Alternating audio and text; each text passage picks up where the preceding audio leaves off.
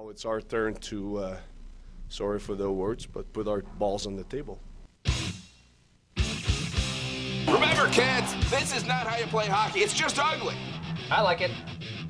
Screw you guys. I'm doing this. You know what? I love ice cream too. Go back to Canada, Guy Lafleur. Game on! Yeah, game on. Hello and welcome into another edition of the Hockey Show. This is your loyal host Ryan Bolding here with my good friend Terry Frei. Terry, thanks for coming and joining us while JJ's gone. Thanks for having me, you and Danny. Danny, I understand Danny runs a tight ship, Yeah. so I better behave. This show doesn't run without Danny, so Danny, you made me sign that release form. That was kind of drastic. It's station policy. Oh, okay. yeah, they own your likeness now. So anything you do on Name the and show, image? they own you. Yeah, Oh, okay. all of it. So we're here. JJ's out scouting prospects on a cruise somewhere in, What the, about in hockey the ocean. players? Yeah, I don't know if he's doing that. But we're here. We're live. We're here to bring you Colorado's biggest and best live hockey show, the Hockey Show. Terry, we usually start the show off with matinee money, and I wanted to get your thoughts before I reveal my terrible choices for the day. But do you do any sports gambling? Do you do any betting in any of the apps or anything? I like to fool around on college football. See that it takes real knowledge to bet on college football. I And think. I will tell you, if you're asking me about my ticket for the weekend, the first game on it was Oregon against Utah in the Pac-12 championship game. So I am already out of my ticket. You're done. Yeah, homer pick too, huh? Yeah. For me, I made a choice last night that came down to the Ducks Flames game, and it ended with a So Matthew you Tkachuk played the Ducks shootout. too, then? Yeah, different Ducks. Yeah. but yeah. Okay.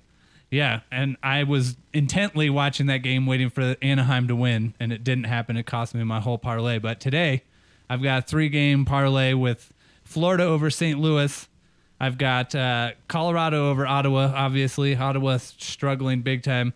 And then I picked Minnesota over Toronto. I don't know if you know this, but Toronto has been very good, nigh unstoppable, it seems. And Minnesota's been pretty good too, so I picked Minnesota to top them as the underdog. That sounds a very reasonable ticket. I mean, You they're could going to probably- lose sometime. You can probably just go spend the money right now. Yeah, take it to the bank. Touch it. Touch the money. I'm going to be rich. I'm not dumb enough to spend a lot of money on that, though. I will take Tampa Bay at the Bruins if you want a hockey pick from me. I'm going to take Tampa Bay at the Bruins. I'm going to take the Islanders at the Red Wings. And I'm going to take the Predators at home against the Canadiens. Yeah, I think the Predators is a safe pick. I don't know about the Islanders. That when I checked this morning, it was minus 110 for both teams, Detroit and New York, in that one. So that feels like a real toss-up. The way the Islanders have been playing, Detroit's been pretty good. I would like to, I think, as I look down the travel schedule, the thing I miss some about covering the NHL is not being on the road. I don't like being on the road all the time, but I like it hit and miss. And I really would like to be at see the Islanders arena. Yeah, there's a couple new buildings I'd like to see. I'd love to see Seattle's new arena. I did see that. And you were there. Tell Yeah. us what that experience was like, just getting to see the Kraken at home. Well, I made a couple of points. Number one was the idea that you probably heard this too, that the Pacific Northwest was new hockey territory. That's just a bunch of malarkey. Anybody who's familiar at all with hockey in the Pacific Northwest understands it goes all the way back to Seattle Metropolitans winning the Stanley Cup. I think it was 1917. Yeah, and they played the unfinished I had a- 1918 series. And I had a really good seat in the press box for that. I was really grateful that the PHWA stepped in and said that Terry should get a good seat in the press box there at the 1917 finals. Yeah, you're not that old. Yeah, and then the 1918 was the one that was disrupted. Spanish flu. And even had a player die from it. Yeah, insane. So, but the idea that it goes all the way back to the old Western Hockey League, well before that, but the team, I grew up with the old Western Hockey League, not the major junior version, but the minor league professional version with Guile Fielder playing for the Seattle Totems and Art Jones playing for the Portland Buckaroos, and there was a thriving Western Hockey League. Went all the way up to be the Vancouver Canadians and all the way down at various points to be the San Diego Gulls and also the Denver Spurs for a short time. So, and hockey was popular there, and then they fell back to the Western Hockey League major junior version with the Seattle Thunderbirds the Seattle Breakers at first, and then it was the Thunderbirds playing against the Portland Winterhawks. Winterhawks, yep. And that's a big rivalry. So I'm saying now, one of the things, in all seriousness, if now with the Kraken in there, I don't think they're going to expand again, at least for the foreseeable future. I can't imagine now that it's evened out. I know Quebec they'd seems have to to be go to making a 36. push. But They'd yeah. have to go to 36 teams instead of 32. But if somehow there's a franchise shift, I think they should go to Portland. You think Portland deserves Portland it? or Kansas Yeah. City, a team. Kansas City doesn't have a winter professional sports team. That's probably one of the logical choices. Tried it with the Scouts, of course, but I also think we'd go big in Portland. You think Kansas City could sustain Yes. hockey there? Yes. I know it used to be the kind of joke, right? Especially back when I was a kid. I remember the Penguins threatening to move to Kansas City if they didn't get the new arena. Everywhere. Yeah. I mean, everybody, it became the joke now. We're going to move to Kansas City. We're going to move to Kansas. When they open the new arena, especially, too. I mean, you saw Atlanta couldn't hold on to it. Why don't you think it would work? I just don't know. There's nothing there for that, in terms of But you would have hockey. said that about Columbus, too, wouldn't you? Yeah, absolutely. I would I'd have said go- that about Columbus, but you also look at Atlanta. Several times, yes. There's multiple times they weren't able to keep Flames a team and there Thrashers. for whatever reason. I don't know if it's, marketing. I don't know how it becomes a failure. Obviously, the on-ice product plays a big part of it. But no question. I actually covered the Atlanta Flames. I actually saw Jim Craig's first NHL game after the Miracle on Ice. And that was the night when it was all pronounced that all was going to go well for the NHL moving forward in Atlanta. But Atlanta's a bad sports town, period, because Never been. you should see. I've been to Hawks games where it's like 28 people in the stands. And they announced 14. Yeah, of course, the corporate And boxes.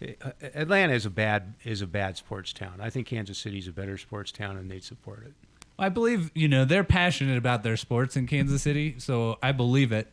But I don't know that there's a comparable, winter sport. Like you said, they don't have a professional winter sports team, so that makes it a challenge to me. But if you look at the Kraken now, that there's no NBA team there after the Sonics blew out of town because of the arena issue. And the arena, I found it was very interesting to be there because I was trying to remind myself, I've been here before. I've been here for NBA games, and look around. There's nothing similar. I mean, Yeah, the roof. The roof is about it. Yeah. And it's got the two big screens, and it's a very exciting building to be in. And I thought it's going to be interesting to see if that's used as a prototype for other arenas being rebuilt. Yeah, repurposed. I think you have to tell me this. This is what I'm really curious about. It's kind of the opposite of Madison Square Garden, where you enter that building, at least, when you come in the kind of the loading dock area with the team, and you go upstairs. Yes. And the rink there is like the 4th floor, and the seats start at like the 5th floor at Madison Square Garden. But at, what is it, Key Arena or Climate Pledge Arena? Climate Pledge Arena. You start at ground level, and everything is below the ground. Is it weird kind of coming in at the Actually top? not. It depends on when you came in. If you come in for like a morning skate, you come up, you go down the loading dock and then back up to go to the ground level. I mean, of the arena. It starts to feel normal. Yeah, and the game night, there's actually a media table right at the main entrance level, where people are standing outside to get into the arena. So that isn't strange at all. But then you'd go back down if you wanted to like have a press meal or go to the locker rooms. And so it was an interesting experience for me because it was so eerie that I'd been in that arena for basketball and didn't recognize a bit of it. Yeah. What's the press box like there? Is it like the huge, gondola style up in the roof? It's a gondola up in the roof, and a huge, basically one row for the media, for the writers, and then boxes behind it for the broadcasters, team personnel, and things like that. And so it's a huge, long single row for the writers. What is the largest press box you've been in for hockey? Oh, gee, you're putting me. I'm going to say that might be it in terms of. Yeah. I'm trying to think though. There might be other press boxes with double rows that may be larger, but I'd have to think about. Have you that. been to the Bell Center? Yes, I have, but it's been a long time. It was back at. Oh, it's been a long time. Yeah. I went for preseason once, and this would have been in 2004 then, and I mean, it's not all press box, but the seating up there is Yeah. like the whole circle. And then the media, the food room is right behind the press box, the press room and the food room. Yeah, it's attached. Like you Yes. got to go to the end and then get out of the Walk rink upstairs. into the frame of the Yeah. building for it. Yeah. So I enjoyed going to the Bell Center. I have been to the Air Canada Center, whatever it's called, Scotiabank Arena. I've been there several times, and so yeah, that had a big press area too. And how were the fans in Seattle? I mean, there's a lot of excitement. There was a lot of excitement, and then I feel like it probably waned just a little with how poorly they started the season. I think it's such an intriguing mix, and I found the principle that they're actually running stories. I'm getting a little off track here, but they're actually running stories in the paper and online of the people who cover them about what's wrong with the Kraken. Yeah. How, whose fault is it? Is it the coaching staff? Is it Grubauer's only? What? They're running these stories, and I'm sitting here thinking, you're an expansion team. This is where the NHL has blown it. Well, Vegas, yeah. With the Vegas example and the benchmark of, when they expanded to Seattle for the NFL, the Seahawks went 2-12 the first year. That was considered good because Tampa Bay went 0-14 the same year. I kind of wanted to stand up and scream, "You got an expansion team, for heaven's sakes!" Now I realize Vegas set the precedent and screwed everything up, and I don't know about how you were. I expected after Vegas pulled that off, the miracle, which is to this day in my mind underplayed as a sports phenomenon, getting to the Stanley Cup Finals their first year As an expansion, yeah. as an expansion team. I think that was underplayed. I thought that after that, the NHL, if I'm an owner or a general manager, I'm saying, hey, wait a minute here. This is embarrassing. We can't have an expansion team making the Stanley Cup. We have to make the rules for the Kraken different. They didn't. They kept them exactly the same. I think internally there was maybe a little more, or a little bit more of a hesitance to make the same kind of deals. I mean, George McPhee did a phenomenal Yes, job. he did. Wheeling and dealing and getting these talents for not picking this guy or that guy Yeah. who turned into, being some of their best producers. Yeah, it was uncanny that first year. And Yeah. then from there, I mean, they go out and they have a real good top line. Mm-hmm. And then they go out and they trade for an entirely new top line. Patre, Stone, and Stevenson, you just bring these guys in and all of a sudden you got a whole dominant other line. So I think that with Seattle's issue is that they weren't able to kind of secure the periphery talent, for not selecting a Gabe Landeskog. Well, and there wasn't one player where you went, boy, what idiots decide to expose this guy? Right. Yeah. There wasn't one player they took. Where Due diligence was done this Yeah, time. and I also think that you asked me about the fans in Seattle. I think it's a really interesting mix because it's kind of it's a little different in that the Thunderbirds are still playing in the Seattle area out in Kent. They've been out there since 2009, mainly for arena issues. They built them a nice little new arena out in Kent. So it'd be like having a major junior team here in, I don't know, Castle Rock, Yeah. something like that. But so the fans who want to pay, quote, reasonable prices and They have just the go out hockey there. experience can still go to Kent. But I know that in other NHL cities, Portland, for example, if Portland displaced the Winterhawks by having an NHL team, you'd lose that kind of constituency of the people who want to pay $24 for a ticket, yell, see a fight, and drink beer. Yeah. And I'm sorry that sounds a little. I don't mean that to be demeaning or Yes, insulting, sometimes but- that's what you want. but I did see in Seattle, it's a really intriguing mix, I think, of hockey fans who were really eager for the NHL to come in and jumped aboard that ship really quick, spending the money for season tickets, huge list, but also those hockey fans, that's kind of the sports fan waiting for the hockey to come in. But I also think in this case what happened was that the pure hockey fan who's excited about it too. So there's a mix of the people who are there saying, "I just want to. This is great. Hockey's great. I want to be season ticket holder." Don't know necessarily, Yeah. where every player is from and whether they played major, junior, or NCAA The hockey history or in behind Europe or Brandon anything Tanev's else. photos. So, but they're enjoying themselves. But I also think there's that hardcore group of hockey fans. So I think it's a real mix, perhaps more than you would see in the average U.S.-based NHL arena. Well, that's going to do it for segment 1. We got a little bit of hockey history lesson. We talked a little bit about Seattle. We got our picks in. The Blues are winning over Florida already, so I'm about to be out on my ticket too. But we'll be back after the break. This is The Hockey Show, Mile High Sports Radio. Right now, it's 16 minutes past the big hour. Is that not right, Mr. Scribe?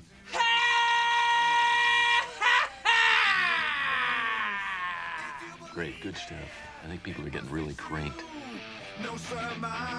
Welcome back. This is The Hockey Show on Mile High Sports Radio. Ryan Bolding in here with Terry Frei. We got to talk Avs in Ottawa. The Avs are on the road. They just played a forgettable game in Toronto. They played a much better game in Montreal. And tonight they're playing the massively struggling Ottawa Senators. And we've got some news from Mike Chambers out of the morning skate. It looks like Bo Byram has skated. Seems to be, upbeat in photos. But Jared Bednar has him listed as questionable. Same with Nazem Kadri. But I wanted to get to Byram first and just your thoughts on his situation. Personally, I feel like, especially with head injuries, maybe he should be given a little time to recuperate, to heal. Not necessarily putting him in this situation to do some lasting damage. Well, last week in one of the post-game availability sessions, I asked him about whether he has a concern about the guy who's got the reputation and the propensity to suffer concussions. And he said, well, we're in a contact sport and this type of thing's going to happen. And I understand that was kind of the way he had to answer the question. But I don't get what they're doing with him. I mean, concussions, in this instance, you don't have an on-again, off-again situation on concussions. I mean, he either is recovered and he can play or he isn't. And I think they're playing with fire. And I'm certainly not telling anybody anything they don't know. Yeah. I mean, I'm not trying to be the omniscient know-it-all guy above this because they certainly know a lot more about this than I do. I'm just puzzled by it. I don't understand. And I think that Byram's eagerness to get back in is understandable, but when he wakes up in the morning and says, uh-oh, several times, there's a problem there, and I think they need to be more careful. And I'm a bit puzzled that every trend in sports is that you err on the side of caution. They don't seem to be erring on the side of caution with this one, and I don't understand it. We've seen multiple goaltenders pulled this season, just recently, for concussion protocol, check-ins. Like Jake Ottinger just recently got pulled from a game, but in this situation, yeah, you're right. Like it's not something that necessarily has a timeline or a deadline on, oh, you're better now. Mm-hmm. And we've seen it. I mean, we've seen it in the league. Guys like Mark Savard. We've seen it with Peter Mueller. We've seen Peter Mueller is still playing, but not. He's playing in Europe. Yeah, I mean, you've seen these situations turn into prolonged issues. Or Jesse Winchester came to the Avs and pretty much never played a game. It's this situation where the brain is unlike anything else in the body, and there's not really the knowledge of how it heals or the timeline for how it heals.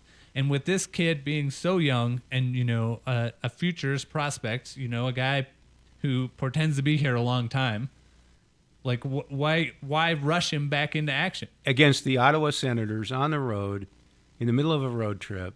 I mean, and the team's playing well right now, Toronto aside. It's not like they need him. I'm thinking, maybe I'm thinking too hard here. I'm thinking they won't play him tonight. These are all things we're bringing up here that they know. When they recalled Jacob McDonald. Yes. I mean, what is the benefit to playing Bo Byram tonight? None.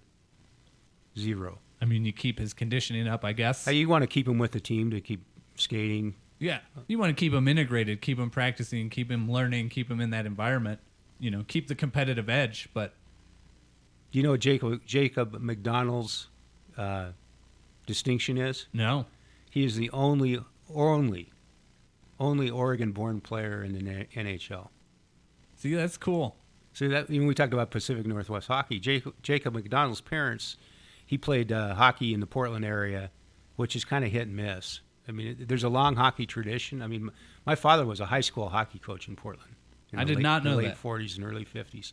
And there's a big tradition there, but it didn't explode youth hockey like other places. Yeah. And so Jacob McDonald's parents drove him to Vancouver not the Vancouver, Washington across the river from Portland, but Vancouver, BC, on weekends to play hockey in Vancouver, BC. And he made a lot of trips that way and ended up going to Cornell. But he's the only Oregon-born NHL player. See, now you wonder what is that impact going to be like in the Seattle and the Portland area now that the Kraken are there. There's obviously a delay in the ripple effect, Well, but you look at what the Coyotes did and Austin Matthews. Yeah, and it's the one thing. I mean, the one drawback I would say, if you want to talk about Portland and the NHL, it's a 3 to 3.5 hour drive to Seattle for a game. That's actually doable. As you're not a regular season ticket holder doing it every night, I wouldn't think. We had season tickets to the Avs when I was in high school, and we lived in Crested Butte. It was a 4-hour turnaround. Yeah, my dad. Did you stay overnight in Denver? No. My dad would do the round trip thing. Really? Yeah, he's a madman. He was always a road trip madman. He would do it. I don't know how. How about in bad weather? In bad weather, he'd probably stay or not go. You know, it was always weather dependent. But, you know, I've always been more or less a drive down maybe the night before, spend the night, go to the game, drive back kind of guy. Okay, that's before StubHub and all those, right? Yes. So what did you do when you weren't able to get to the game? So we split the season tickets with other people who lived with a closer proximity. Oh, okay. We'd usually, you know, trade games or give them the tickets or whatever. I benefited a lot when I was in college because I went to DU, and after the lockout, you know, whenever nobody could make it, it was like, all right, I get to go to more games. But yeah, I mean, that's 3 hours is doable. Okay. You know? That's like Portland also has many, many, many Mariners fans drive up for games. So they're used to it. And Seahawks fans, too. They're used to it. So, you know, that's the argument against Portland as an NHL franchise, is that they're sort of pseudo part of the Seattle market now. And so I think you will find a lot of... I have a good buddy in Portland who's been up to Seattle for Kraken games, but he's a Rangers fan, so... Then my brother went to it. My brother lives in Seattle now. My brother, the dog show guy. He lives in Seattle, and he doesn't know anything about hockey. So he was going to a game, and it was against the Rangers. Yeah. He says, "What do I do?" I said, "Just yell, shoot the puck, Barry." Oh, yeah. And everybody will think you're a longtime Rangers a seasoned fan. Yeah. And you got to sing the Pop Vin Sucks song. Yeah. Yeah, I think the beauty of that market, kind of the way that it worked for Vegas, kind of going back to it, is you try to tap into the hockey starved fan too. You know, Vegas has a region that goes up into Montana and Idaho, you know, on their route broadcast, and so you try to tap into, and they've done their like preseason, you know, off-season bus trip road show kind of thing, and Seattle's obviously trying to tap into everybody who's not a Canucks fan up there. The other thing for the Avs, Kadri's questionable. Jared Bednar said he's dinged up in the Montreal game. You know, this one I think is a little, it's not necessarily, you know, scary for the team, but he has been kind of propelling this offense while Nathan McKinnon's been hurt, while he's been trying to figure his game out now that he's been back. You know, I think that, you know, suddenly he's the engine that gets this offense going. I thought it was very interesting, and I've said this in what I've written for Colorado Hockey Now, is that Jared Bednar's easy decision would have been just to plug Kadri into the top line when Nathan McKinnon was hurt. But he decided to leave him with the second line, Burakovsky and Nichushkin, and it turned out to be a very savvy decision. Brilliant, yeah. He got all those guys going. And Logan O'Connor is, I've said this many times, Logan O'Connor has turned out to be a revelation in the NHL in that you watched him at DU and you never would have thought. Did you ever think he was going to be... It always surprised me that he gave up the captaincy to sign so early. Yeah. You know, and, you know, kind of toiled like guys do. But, yeah, he's been a revelation. I think, you know, JT Compher has been very good. Mm-hmm. The whole team, I mean, it's weird to look at the team and say McKinnon has been the weak link. He's got one goal in 10 games. And he's got the obviously Pedersen he needs thing to going. do better than that. But I thought he hasn't played. I mean, it's hard to. I think most people understand he's not played awful. No, he just hasn't scored goals. Right. That he's been the guy. He's been the trigger man on a lot of things. He's made things happen. He's set other people up. He's done a really good job at all of that. He just hasn't scored goals. Well, and then we've got Darcy Kemper just disappears before that Toronto game with a mystery upper body injury. You know, the Avs basically have to dress the E-Bug as the backup, put Jonas Johansson in, and then wait for Eustace to come up. And he got there by the end of the first period, yeah. I think. But just a weird, I've been on it. I've been on the trips where these kind of things occur when I worked for the team. But, very odd situation for the starting netminder to suddenly go down with an upper body injury. Well, Bednar had actually spoken to the media and had no idea of what was going on. And so the upper body injury presumably was getting hit with a shot or something like that. Maybe that gives validity to when he always says post-game after somebody's hurt, well, I haven't talked to the trainers yet. Like, he doesn't know what's going on. I'm convinced he always does, but maybe not always. No, and I thought the whole thing was rather bizarre. And then he came back with Johansson again the next night, which kind of surprised me. Turned out to be a brilliant move, though. Yeah, I think, you look at it from his perspective, and maybe it's a chance to redeem his confidence, give him another shot. I think it was a pretty off night for Toronto. By the end of that game, they were almost scoring at will, it felt like. But, you call Eustace up, and then you don't use him. You don't give Johansson the rest. It's a kind of a ballsy decision. Yeah, it was. But it worked out. Yeah. And what do you think of Kemper so far? I'm kind of curious because I think he's just kind of been out there. Yeah, it's this team is really tricky, I think, to analyze goaltending because you look at Grubauer's start with Seattle. He's been better, but Vegas really exposed, I think, a mental weakness, not necessarily a physical weakness, in that they solved him and continued to solve him in that postseason, right? Yeah. And maybe he doesn't recover, maybe he does, I don't know. But then it's kind of like a plug and play almost at goaltending. Like the way that the Avs play is so solid defensively and so solid and dominant offensively that often you wonder, could they have done this with Calvin Pickard in net? Yeah. Maybe to a degree. You see Kemper make some big moves. He's made some big saves, especially early in the season, but I think it's very hard to gauge him, And then the real talent, the real question is, how does the team perform with a talent drop-off? Not meaning any offense to Johansson, but he's not of the same caliber as Kemper. Francouz played last night with the Eagles. Yeah. And Francouz is suddenly turning, out to be the 1B that maybe we didn't give him credit for before, but we haven't really seen him. Well, it's hard to explain. I think a lot of people wondered why. The Avalanche did try to get Grubauer back. It's a myth. It's a myth if they just said, well, they just said. Yes, right. But they didn't. They understood the cap issues involved. When you're only going to get one of Grubauer and Landeskog, right? And also the idea is he was not bad in the playoffs, but he wasn't that elite difference-making goaltender when they needed him to be. And that doesn't mean you played rotten. It doesn't mean you weren't NHL caliber. It just means you weren't that elite. Right. Larcenous, game-stealing goaltender when you had to be. And I think that was the absolute deciding factor in that. Yeah, I'm with you. That'll do it for our second segment here on The Hockey Show. Ryan Bolden in here with Terry Frei, while JJ Jerez, my faithful, loyal co-host, has abandoned me for a cruise. Where's he going? I mean, it's top secret. He won't even tell me. He's just out there for the beach and the tan. Julie, the cruise director, on this? Yeah, nobody knows. Nobody knows what's going on. I don't even know if it's a Carnival cruise where they have like zip lines and water slides and stuff, or if it's rowboats, a yacht, or some janky dinghy or something. Who knows? Well, he'll have to tell you next week. Will you be back next week? No, we'll get the deets in a while. It may be a while, but we'll be back after this break.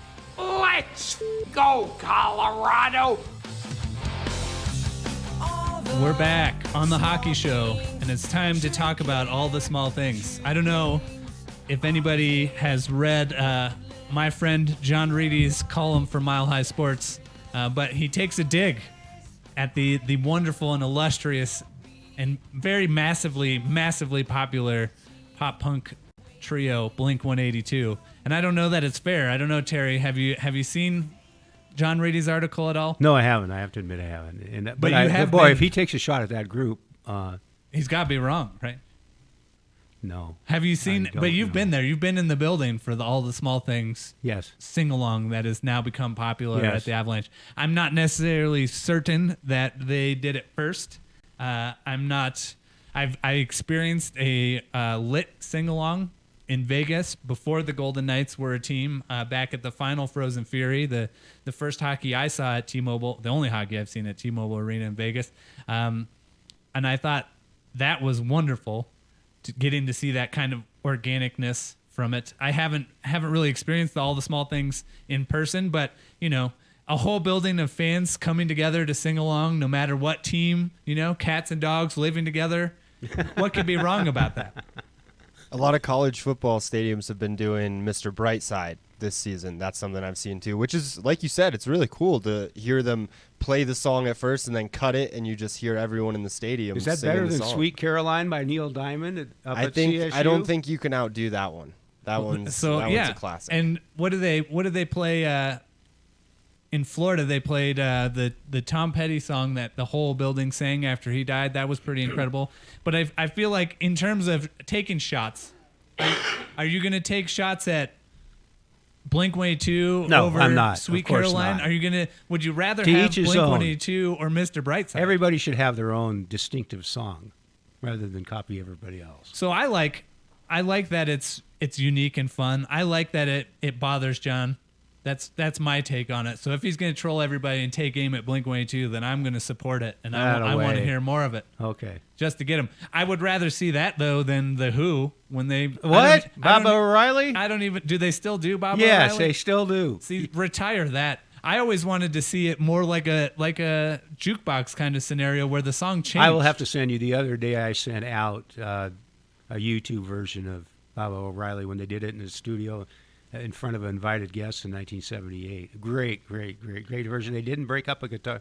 Didn't break a guitar at the end though. See, it needs more guitar breaking. I think. And the other problem with the Who is it's kind of hard to get two of the four members into anything. Well, I love Pink Floyd, and that's the case there too. So I think I did see the Who at Pepsi Center when it was Pepsi Center recently. Maybe 6-7 years ago.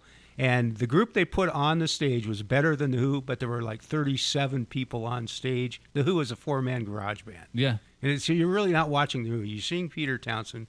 You're seeing Roger Daltrey. You're seeing Peter Townsend's son, who is amazing. Yeah. But it's not the Who. Right. It's not the four-man garage band. Well, it's like seeing the Rolling Stones now. I think, it's just not the same. No. But I would rather see, it's hard. John's point is that, they're not punk, but they're pretending to be punk. But it's pop songs is arguably all you're going to get, He should be happy. Would I love to see them sing, Hybrid Moments from the Misfits at every sporting event I go to? Absolutely. But is that going to happen? No. There's nothing wrong with taking something approachable and letting everybody enjoy it, I think. Oh, I agree. The next thing up, I'm going to slide into the list is Mark Bergevin gets canned up in Montreal. This is not necessarily new news, but they hired Jeff Gorton, who got let go from the Rangers recently, and they're looking for a new GM. Patrick Waugh, obviously nearby, throwing his hat into the ring, saying he'd be interested. What are your thoughts on a potential Patrick Waugh reunion with the Montreal Canadiens? I'd ring him in, look him in the eye, and say, can you adapt to today's game? Not 2014, not 2017. Can you adapt to today? It's 2016. Can you adapt to today's game, which every year has become more of a skating league? Right. And Patrick was very adamant. It was no secret. Patrick several times would remember when Tony Granato would do this too. They'd ask the question of themselves. And Patrick, I remember the one time he would go, you ask me if this organization has put us in a bad position by not drafting defensemen well the past few years. And I said, well, okay, I'll ask you. Yeah. Has this organization put you in a situation that's bad because they haven't drafted defensemen well the past few years? And then he would go off on that and say, well, since you asked. Yeah. So he was very adamant that the organization had done a bad job of drafting defensemen, and he was probably correct. But the course correction involved more than Tyson. And he had Tyson Barrie, used Tyson Barrie, lived with Tyson Barrie, his physical deficiencies, and did okay there. But he clearly of the opinion that you need big, strong, physical defensemen. So I would say, Patrick, can you adapt to today's game, which is the best defenseman or the hybrid defenseman, as you well know. Yeah, Carlson's there's still room defenseman. for shutdown type guys. Yeah. You got Eric Johnson, you've got Jack Johnson. Jack Johnson gave a little flash at the start of the season with that backhand goal of his, making you think he was an offensive guy. But I mean, But Patrick would have to change his tune a little bit that was at the end here at Colorado, because that's why he's not here. When he has to decide, He was yeah. disillusioned by the philosophy, and Radulov came into the picture too. And well, I think, yeah, there was a differing opinion in where the direction of this organization should go. And I feel like he's been somewhat vindicated in that, he wanted a bigger, heavier team, and the St. Louis Blues were certainly that when they won the Cup.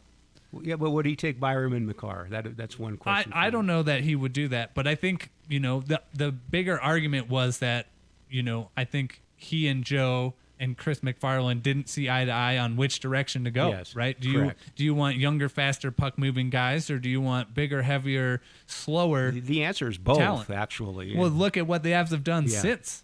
Yeah, They they're have pretty gotten a much little both. bit bigger and heavier and younger and faster Yeah. in two regards. Like, they've gone both directions. So And I think I- that I've- too lends a little credence to what he was saying. Every once in a while, though, I'm kind of one of the few people on the planet I'm not critical of Samuel Girard. I'm critical of the idea of you play McCarr with him, or I think somebody has to be Samuel Girard's babysitter. When it used to be Eric Johnson, Yeah. right? I think, you have Devon Taves and Kyle McCarr play, and it seems to be a good pairing. You've got Eric Johnson is Jack twilighting in his career. Johnson and Johnson. Yeah. We got the one shot back there. Yeah. And then Nobody gets that bit, but I use it too. But you got some bigger guys. Everybody isn't young, under 6 foot, 180 pounds, puck moving, super elite talent. There's a lot of teams with a makeup of a variety, and so you got to look at Montreal and have I gone down the roster and looked at exactly where they're at? No, I think when you're considering Patrick Roy, you have to make a decision.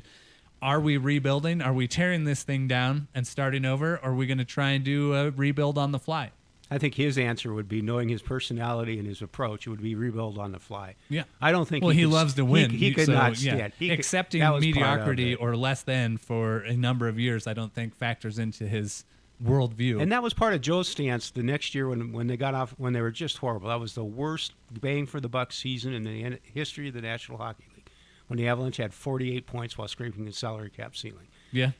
But I remember thinking, and I've said this many times, Joe got tired of me asking him on trips, especially when you got him alone, is Jared Bednar's job safe? Is he coming back next year? And he finally said, stop asking me that question, because my answer is going to be the same every time you ask that question. And so I pretty much stopped by the end of the year and then asked him one last time after the year, and they made it very clear. But I was thinking the ancillary part to that was always in my head of, God, what would Patrick be like going through? Would it have been 48 points? I don't know. But the philosophical bent was to kind of accept that, to accept the problem-ridden season for a year, and then go, once they got the cap room cleared out a little bit. Well, I think arguably that's why he left, right? Yeah. Staring down the barrel of a indecisive direction or a rift in direction, Yes. and knowing what you had was not going to be good. Mm-hmm. He said, see ya. And then Bednar comes in, he's got half of Patrick Waugh's staff left. And, luckily they had Nolan already, but, Yeah. He's looking at a They situation had where Tim it's not Army his. still, yeah, too, Tim that Army, year.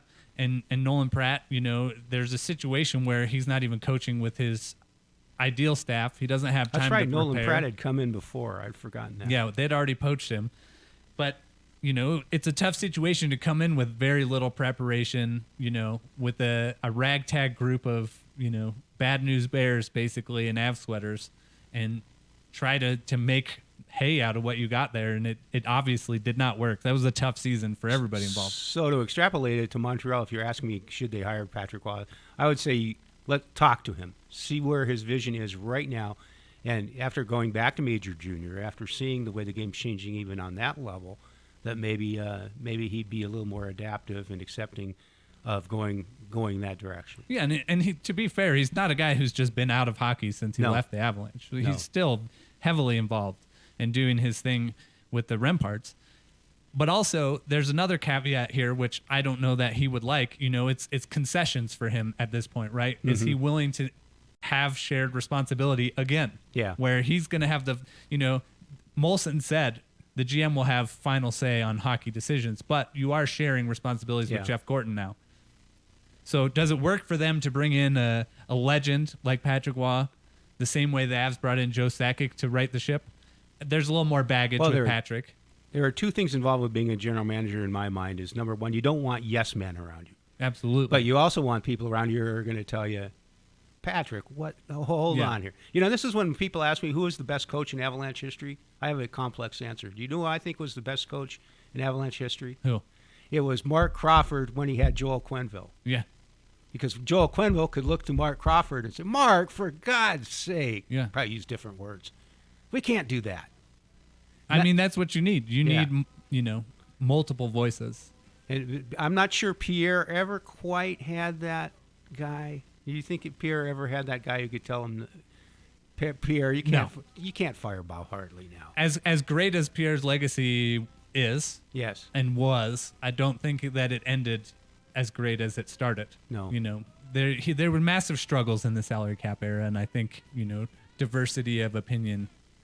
Well, when they had to leave, when they had to let Adam and Peter leave, that was an do you remember when Pierre called the media in? Do you remember this? No. After that, and he got somewhat skewered for allowing Peter Forsberg and Adam Foote to leave. He called the media, and he called kind of a mini off-the-record press conference with a legal pad. I have a legal pad out here. Yeah.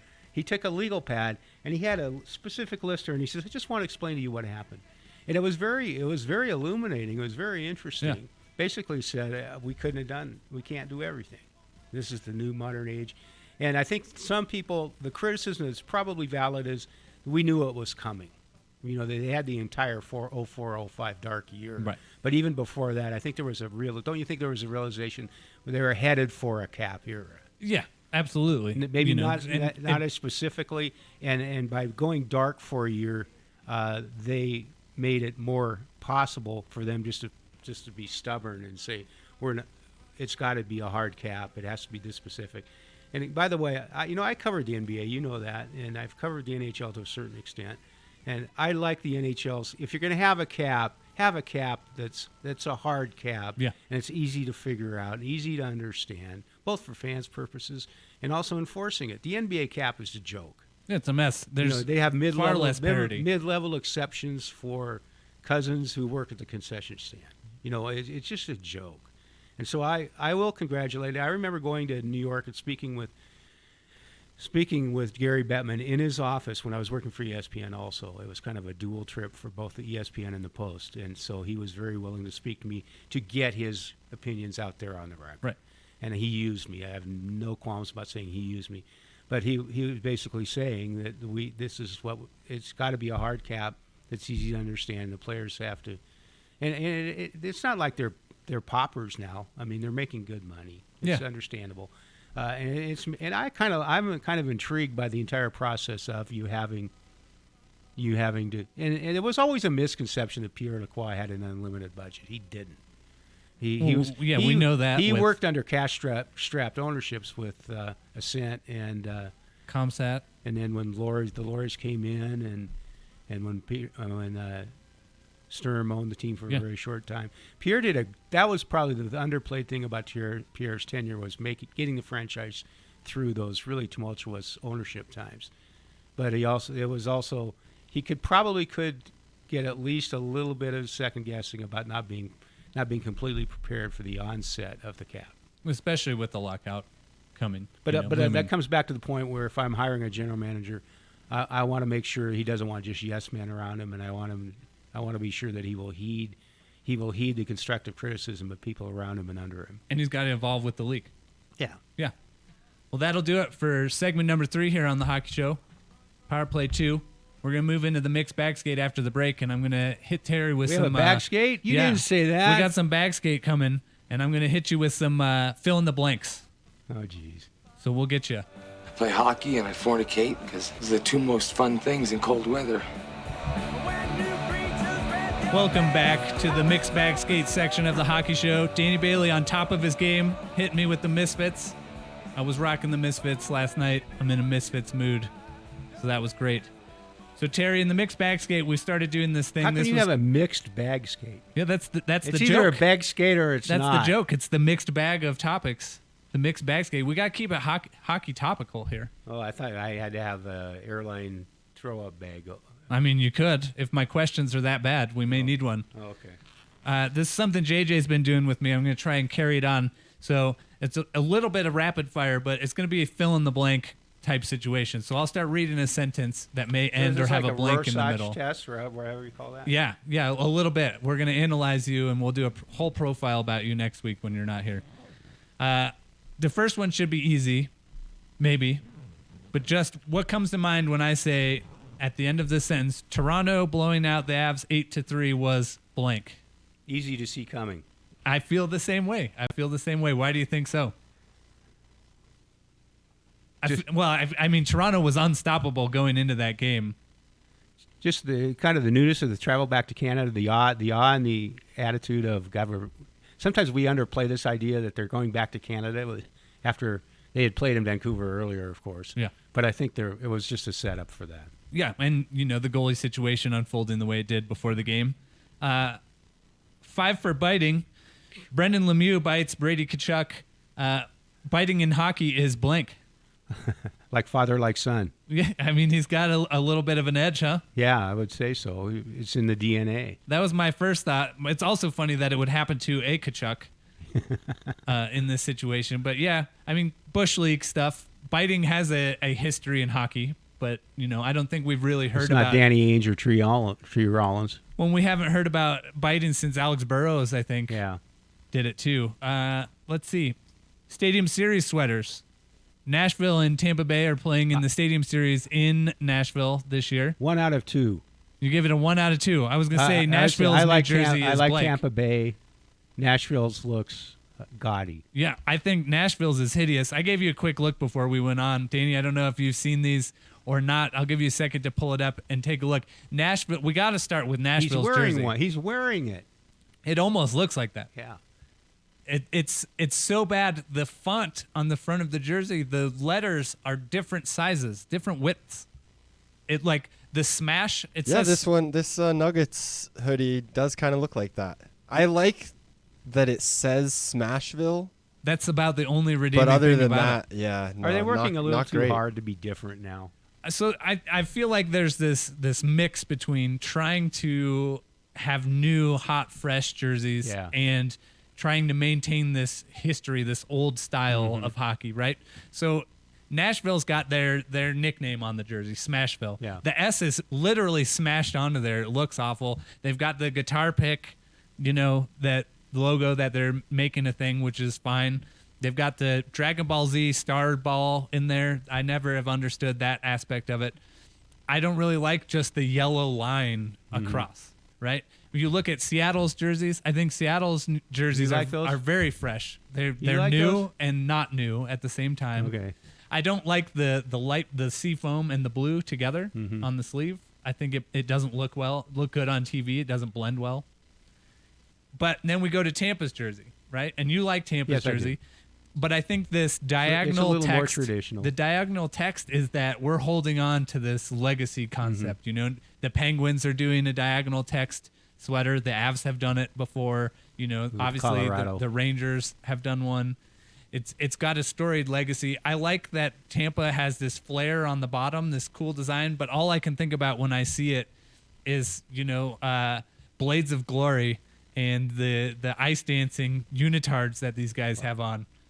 I'm cynical enough about the whole process, though, because we all know what it's done for. Yeah, it's done for money. For the merchandising. Yeah.